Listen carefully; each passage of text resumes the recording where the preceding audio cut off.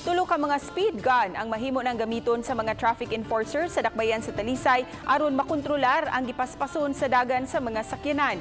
Ang report ni Femery Dumabo. Gisulayan ganihang buntag ni Joy Tumulak ang Pangulo sa City of Talisay Traffic Development Authority ang usa sa tulo ka mga speed gun.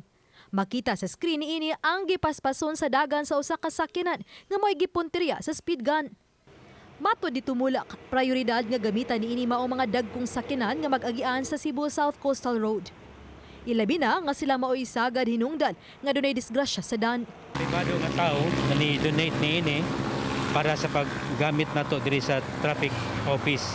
Amo lang pahimangno daan sa atong mga motorista nga dinhi sa Cebu South Coastal Road amo na unyang hugtan sa pag-implement ang speed limit ilabi na gyud sa mga dagkong truck nga moagi dinhi. Gikinahanglan pa noong sutaon sa City Toda ang giamindari nga balaod sa dakbayan kalabot sa speed limit diha sa South Coastal Road. Lakip sabang ubang rekisitos alang sa paggamit sa mga ekipo. Gisuta pa usab ang posibleng penalty sa mga makalapas sa ipatumang speed restriction. Ang mga lugar nga mga problemado nga doon natin daghang mga report nga doon ay mga overspeeding nga mga sakyanan. O kining mga accident prone area. Uban ni Renante Quiñones. Ako si Femery Dumabo.